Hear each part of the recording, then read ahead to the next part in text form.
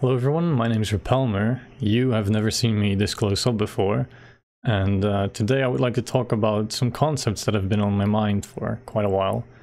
And they entail the GG function in our beloved card game Gwent, the Witcher card game. Now, before I delve into this, I should mention that this is going to be a talky video. I'm going to sit here and talk out of my ass for about 20 minutes, so there won't be any actual gameplay of Gwent. So if you're looking for a gameplay video, skip this video. Gameplay uploads will return in the next upload. Having said that, I would like to discuss the GG function we have in our beloved card game, Gwent the Witcher card game. Because I've recently learned of the fact that there are people who do not always press this button, which is absurd to me. And it intrigued me to delve into the question of why, and I will tell you more about what I found later. First, let's set our let's define our terms here. What does it mean to send somebody a GG? What does it entail? What has happened? What's it all about? If you play a game of Gwent and you finish the match, you get an option of clicking a button that says "Send good game" to your opponent, and if you do click this, it's optional. If you do click this, your opponent gets a pop-up in the top right of their screen that states, "Thanks to your name, their opponent, you have received a good game and therefore have received 5 ores or 5 scrap," which is the in-game Gwent currency that you can use to buy new cards. Which is interesting, because this economical system that is in place in Gwent, where you use ore or scrap to buy cards. Now, I know the ores buys you card kegs, but the card kegs don't do anything but give you cards. So we can reasonably state that there is one currency that gets you one good.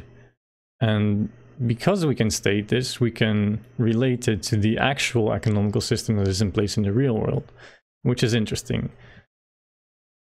Allow me to explain why this is interesting. In the real world, there is also an economical system where we exchange currency for goods in the same way that you exchange scraps for cards in Gwent. In the real world though, there is a law in place, and this is very fundamental economics. Many people will be familiar with this, so please allow me to make a brief explanation on people that are not. The law of supply and demand states that for any particular good or service, if the demand for that good or service is higher than the supply of that good or service, if the demand is higher than the supply, then the price of that good or service will increase until the demand is at the same level of supply. I will give a practical example of this to illustrate this idea further.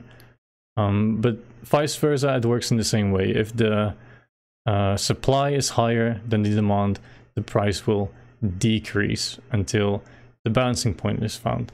Now, to give this practical example, imagine being in a bakery, and there are 5 customers in the bakery, and there are 20 loaves of bread in the bakery. And we assume in this example that every person only wishes to buy 1 loaf of bread.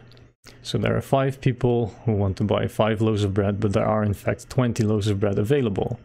This means that the customers have leverage in negotiating the price with the baker and the price of the loaves of bread, because the baker wants to get rid of his loaves of bread. If he doesn't sell them, then he loses the money and time and the effort he invested into preparing them, and not selling them means he loses money, which he doesn't want, so he wants to sell them. The problem for him is that he has too many loaves of bread, and therefore the customers are not motivated to pay a high price for them. Imagine the same situation where there are 5 customers who all want to buy 1 loaf of bread, but there is only 1 loaf of bread. In this case, the baker has the leverage in negotiating the price, because he has ownership of the 1 loaf of bread that everybody else wants. Therefore, he can keep raising the price until there is only one. He raises the price He's the supplier, and he raises the price until there is only one customer left who is willing to pay that price. And they balance out, and that is the point where the actual exchange is made. So I hope this illustrates the fact how a low supply versus a high demand of something causes the price of that good to increase. Now, having said that, it's interesting because the same thing happens with currency.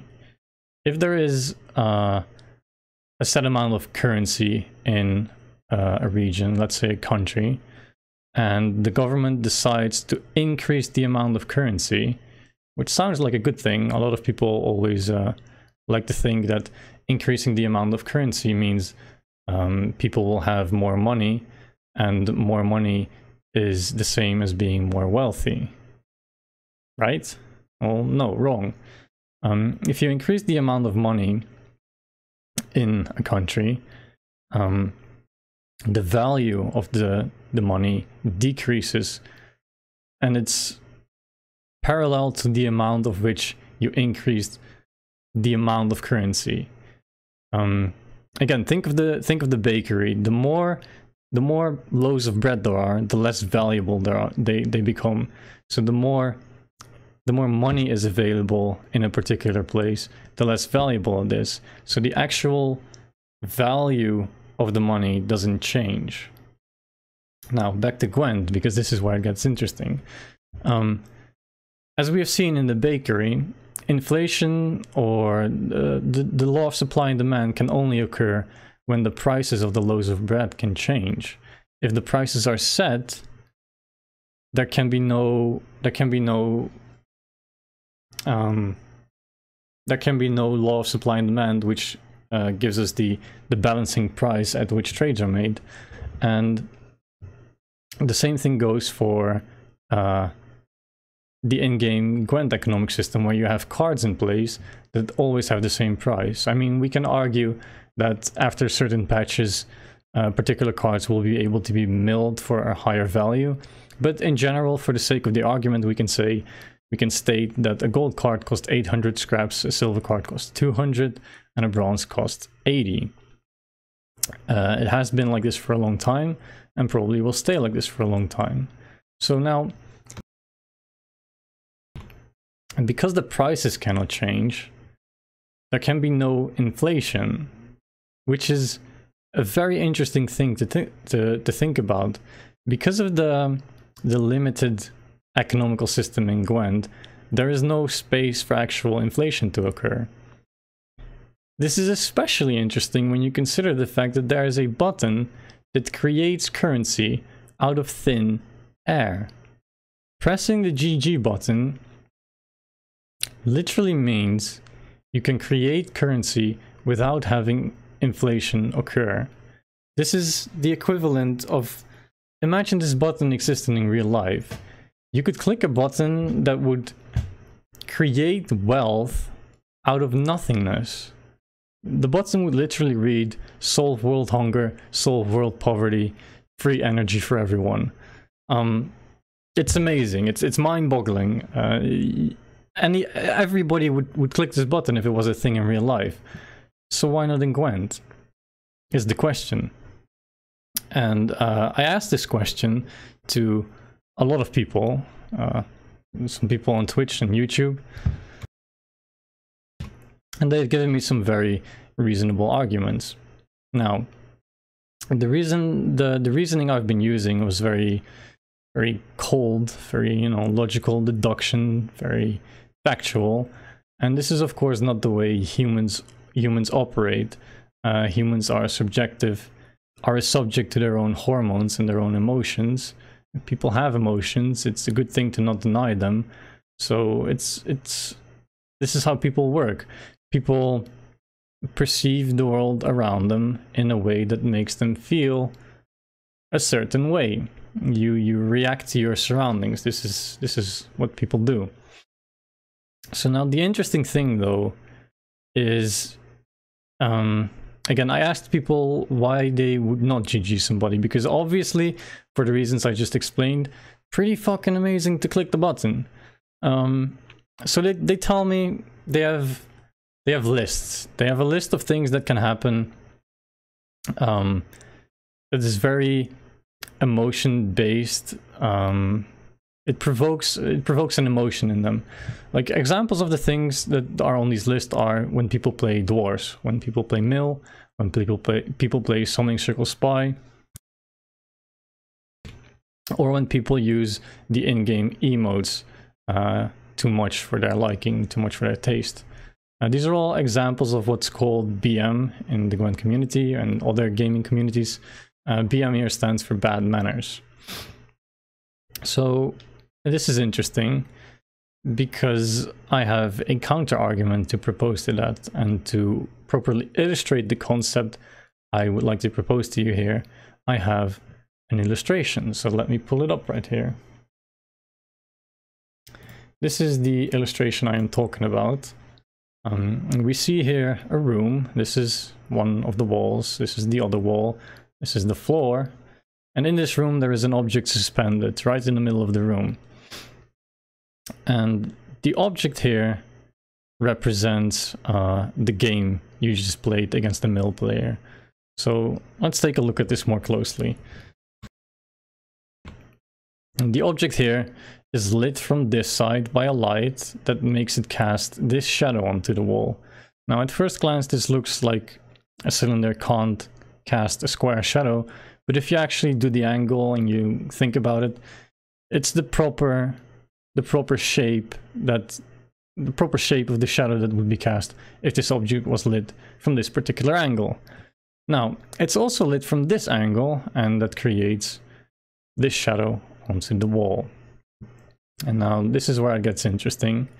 This is where you will have to think with me for a bit. This requires a bit of an open mind.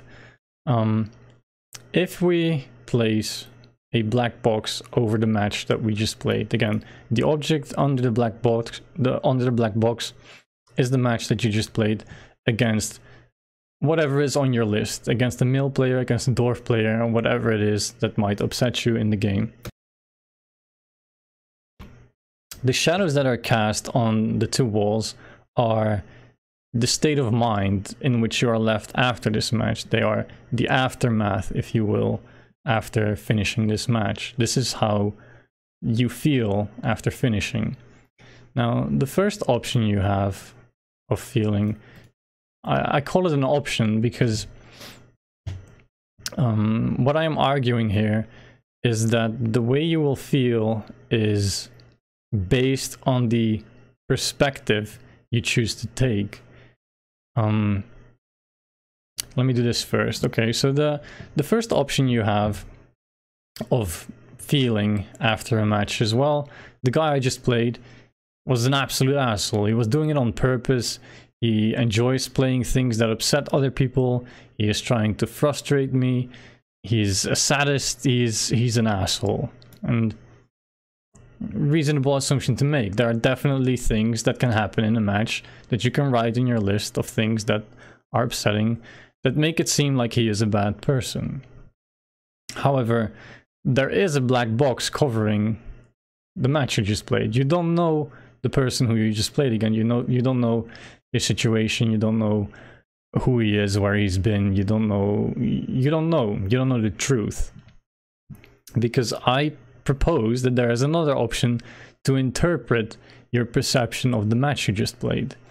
You could also say, well, maybe the person I just played is a 35-year-old surgeon who just returned from the hospital where he did an 18-hour long shift to save a person's life with a very difficult procedure.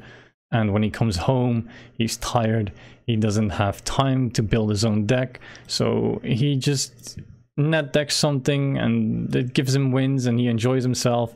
And therefore he can relax and he enjoys himself and he can continue being the admirable person who he is. And then who am I, a 22-year-old streamer / YouTuber or whatever? Who am I to deny Excuse me for bumping the mic. Who am I to deny this person his scraps so he can enjoy the game more? And in this way, I feel like people do not give their opponent the chance of looking like this. And I asked people, well, why not? And the answer, well, why would I? It sounds like a whole bunch of effort for me to try and put this person into a positive light. I mean, why would I do that? Why would I spend my effort and energy into making this person look good? And I argue it's not because you want this person to look good, it's because you want yourself to feel good. Now, if you've ever been sad or depressed even, you may have found that doing things for yourself, for selfish reasons, for your own benefit, are not things that make you feel better. Things that make you feel better, things that remedy a depression or sadness most efficiently, most effectively, is by doing favors for other people, by making other people smile, by helping another person. Seeing other people benefit from your existence is one of the most, if not the only, most fulfilling thing you can do in life. That's arguable, but that's how I see things, or at least how I express myself in this video. So yeah, why would you try to make a person look like this, even if you're pretty sure that he's actually an asshole? I propose because it makes you feel better. Maybe you'll have to try this a couple times before it actually pays off, and you can sense the satisfaction or accomplishment that you can feel from transcending a cycle of back and forwards BM and not GGing each other or whatever it is. Let me collect my train of thought here. Yes, because again, if we remove all this stuff again, we can see that both shadows are correct. Both shadows are true to the object that we are trying to determine. You are not naive for picking one over the other. I mean, people have called me naive when I was trying to explain this to them. They say, well, this is a very admirable viewpoint of yours, Sir Palmer, but you are just closing your eyes to the fact that there are people who are bad people. And I understand that. I understand that there are people who are legitimately bad or evil. But the question is, why do you not GG them if they are evil? I mean, doesn't that make you part of... Why do you aspire to be the exact thing you despise in other people? I mean, you know what it feels like to not receive a GG, right? It annoys you, it upsets you, it frustrates you. So why do you want to return this cycle of negativity? I have to move back a bit. I skipped something about the being naive. I mean, even if I put this box back now, people might say, well, that's cool that you put the box over it. But this whole Schrodinger's cat concept you've got going on doesn't make any sense, because you already showed us the object that is hidden beneath the black box. We already know what it looks like. We know the actual truth. I countered that by yet another picture. This one, where another light turns on, and now there is an extra shadow on the floor in the shape of a triangle, meaning the object looks like this. as soon as this black box is placed over the object, you don't know if it is this object that it's hiding or if it's actually this object. And now you can keep adding more lights and more dimensions even as far as you want, and eventually if you gather enough information and enough shadows about this object, you will be able to make a proper estimate of the situation, which is how life works. The more information you gather about a situation, the more properly you will be able to judge it. This again to illustrate the fact that you are not naive for having an optimistic mindset, if that makes sense. Another thing I would like to say is that people despise the mill player, right? Why is that? A lot of people on this channel here will know of this channel because I made I made a Yuana deck. It was quite gimmicky, quite difficult to set up, and therefore people find it impressive when it works. And they tell me, well, if you beat me with this Yuana deck, I would always GG you because it's so impressive that you beat me in this way. And mill used to be the exact same thing.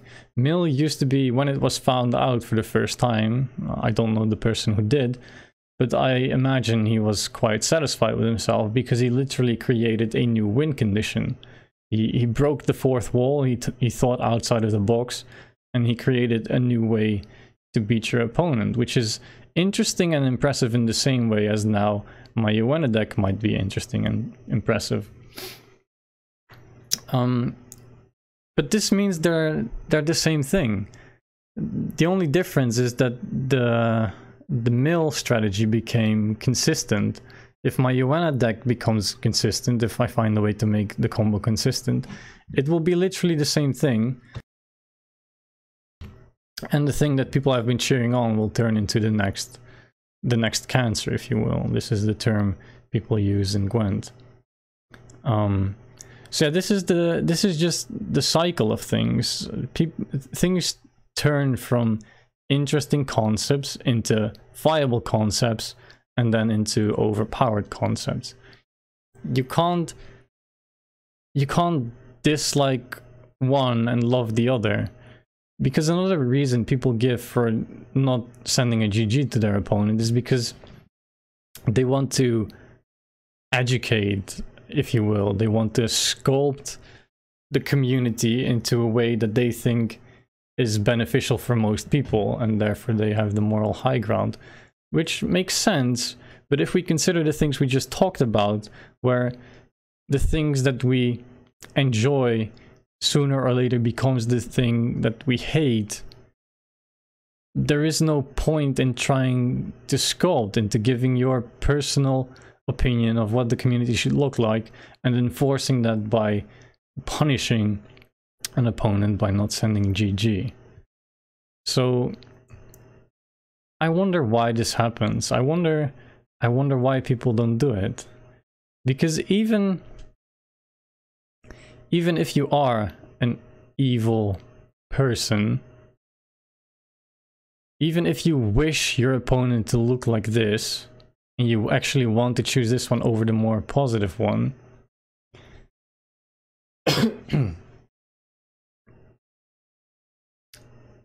you still need, you could still be able to speak to your capability of empathy to understand that if you like getting a GG, then other people would too.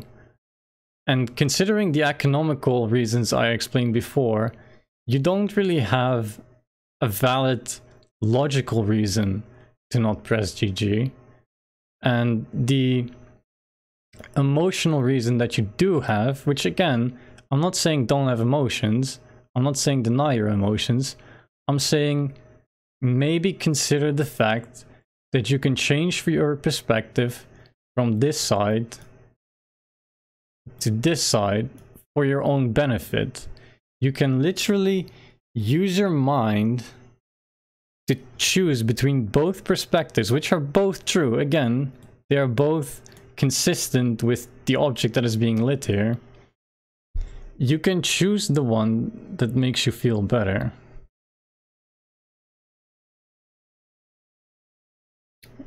A last point I would like to make when people... Oh, I didn't mean to draw a smiley face.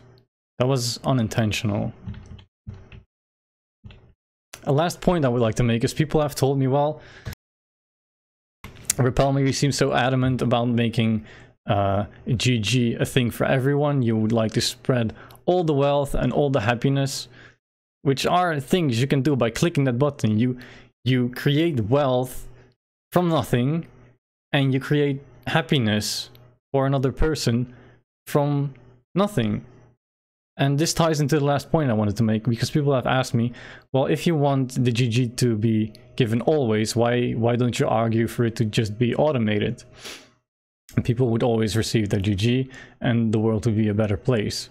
I disagree, because I feel like it's important that the GG remains the last link in a chain of events that has to happen before. And I'm talking about actually actively clicking the button now, because this is a social interaction in a game where you have very little options for social interaction. The only options you have are the emotes you have in game, and then clicking the GG button. And this is important because over the course of evolution, humans have become inherently sensitive to social interactions. Social interactions are more effective at triggering feelings and emotions in people, again because of evolutionary reasons. This means that if you were to automate the GG message pop-up, it would take away the satisfaction you get from knowing that the opponent you just played actively granted you the GG and therefore the ore and the scrap or whatever. Which is something that is valuable, I think, in the game. I mean, making each other feel good and getting a sense of sharing and community and having fun together is the very reason we, at least I will speak for myself, the reason I play the game. So what I want to end with here is two things. Firstly, well, three things. Firstly, I hope people understand that this is no longer about Gwent, and I've kind of tricked you into maybe some self-reflection or widening your horizon. And also I'm very interested in what people actually think about me spreading these concepts here. Like, I've been having these in my head for a while and I wonder what people think about them. So if you have a comment, please leave the comment in a place where I can see them, because I'm interested. The second thing I would like to end with is you can't shake hands when your fist is clenched. If you for some reason completely understood everything I've said here, which is quite far-fetched. It is, I understand this is not I don't want to say an easy thing to understand. I don't want to make it seem like anybody who doesn't agree with me is dumb. But I understand that this is not the most accessible way of thinking. But what I wanted to say with you can't shake hands when your fist is clenched, if you wish your opponent to look like somebody who upsets you, if you want to be angry, then you will project the world you create in your mind on the world that is actually the real world, and you will miss out on opportunities that you might have had if you wouldn't. The last thing I would like to say, and this is the most important one, you are not a mill player. Do not become one.